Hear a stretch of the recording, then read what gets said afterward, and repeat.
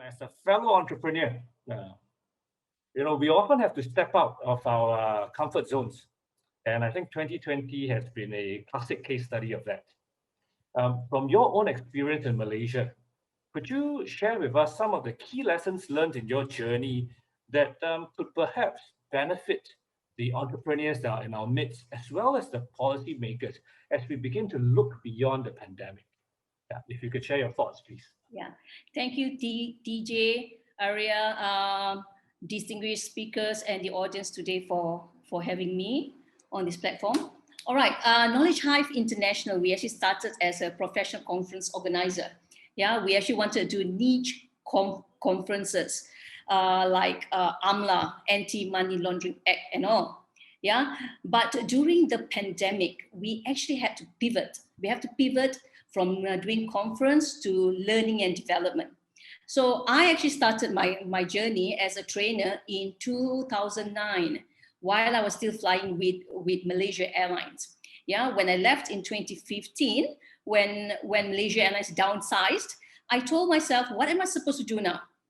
There's plenty of trainers outside there in Malaysia, but how can I be different? So I started out with this idea of doing something totally different so I can disrupt the market.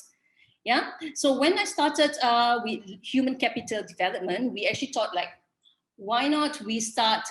I didn't want to do soft skills because I think we can generally get it online to learn about soft skills. So I actually plunged into innovation. So we actually started doing big data and all of that. But during this pandemic, everyone had to work from home. In Malaysia, I think we had this lockdown for the past 3 months. So I told myself, how is my trainer supposed to reach my audience or my clients? So we had free webinars.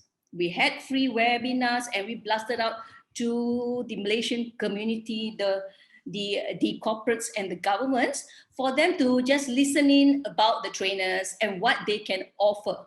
So that is how I myself as an entrepreneur pivoted. Because to me, it's if you keep yourself idle and think, what am I supposed to do? Nothing will be done. So you have to move on. You have to see that opportunity and you need to seize it. That is very, very important. See the opportunity, seize it, and move forward. I think in Chinese, TJ, there is always a saying about crisis. You either see it as a fear or opportunity, correct, TJ? Yeah, so that is what I did. As in KnowledgeHive International, we actually have a very lean team, only 7 of us, but 7 great minds. Yeah, because I have been a cabin crew for the past 23 years. So when I plunged out and started my own, I told myself I need to have good team on board. So that is what we actually did. Pivoted, and you must understand the current market needs and collaboration partners. Collaborating with correct partners at the right time is the best way moving forward. Yeah, so that is how I actually pivoted. And I think most of the Malaysian companies here also, we actually didn't have the opportunity of working from home previously. So now there is a part of us that still some of us do not understand how to use the technology, but they are slowly learning. This is where we actually come out with trainings on how we're supposed to stay alert on Zoom and all. So yeah, the market is very, very huge for this innovation, and they need to understand, they need to move forward. We cannot stay at the same place. Everything else is revolving. Yeah, everything. We even have digital banking now. We can get a device and go to the underbanked and get them registered. So yeah, everything is moving, and we ourselves have to keep abreast with what is happening around us. Thank you, TJ. Thank you. If you just stay online, because I will continue with you, but spoken like a true trainer, developer, entrepreneur, at this point, I think really it's very important to be saying that yes, we need to be constantly acting as we see the opportunities. I believe the word that you were talking about was 危机. Yeah, that in the face of perceived danger or challenges, that you can still find opportunities. Uh, these so Nur Kaser, along those lines, then as you begin to look to the future beyond the pandemic, um, what attributes then do you feel will be critical for entrepreneurs to embrace besides what you've shared? Are there more things that can be done um, amongst the entrepreneurs as well as perhaps in the larger ecosystem to further strengthen this whole spirit of entrepreneurship and innovation in Malaysia and perhaps even beyond that? Yeah, if you could share your thoughts, please. All right, TJ, because previously I have worked with a company. It is my friend's company, and they actually run conferences which is touching on innovation.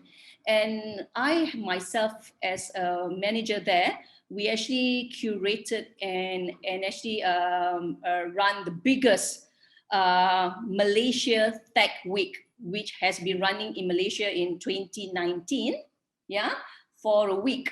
Yeah, so I think entrepreneurs need to attend seminars like this, and the collaborative partners, they need to go and upskill themselves with. We have innovation centers in Malaysia, like MDEC, Malaysian Digital Economic Corporation, is the biggest innovation centers, and they are giving out free training to actually upgrade themselves. Yeah, because if you don't seize this opportunity, you actually do not take it, you cannot move forward. Everything after this is going to be IR 4.0. Yeah, because you need to learn, unlearn, and relearn that whole process. Yeah, so innovation centers, attending conferences like Malaysia Tech Week. There is plenty of conferences in Malaysia, even in Singapore. I believe there is a very large scale conference, right? So then join platforms with MDEC, Magic. They have great training platform there. If you cannot get access of paying, right?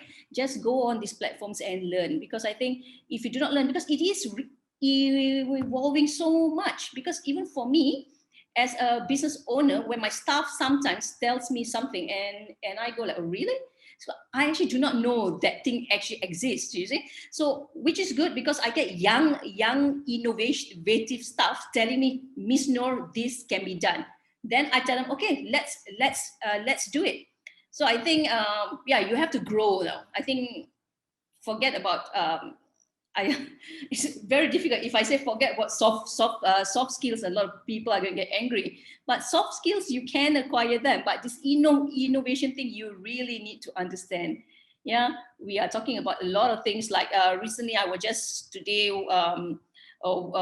checking up my WhatsApp, and there is a thing going on WhatsApp. If you clicked on it, they can capture all your data. You know, so you need to understand, like, hey, cyber security, you know, on your phone, what are you supposed to learn? So you need to know introduction to cyber security, you know, you need to know a lot of things about this. No, miss, yeah, this world, the more technology they have, I think they have actually invaded some of our privacy, for me to put it. I don't know the other speakers will actually agree with me or not. Yeah, because they can invade your privacy. So you need to be 10 steps smarter to understand what is happening. You need to keep yourself abreast with the latest technology. Yes, Fully agree. Yeah. Thank you for sharing. I believe, and I agree with you as well, that we cannot remain status quo. There's a need to continue. I like the word that you use, upskilling. Because we are the young generation. There's a younger generation that I'll talk to in a while. But we are the young generation. We need to continue to upskill to be relevant. Yeah, because the whole thing and the premise of entrepreneurship or startups, of the innovation ecosystem, is that there is a continued evolution. So thank you very much for sharing.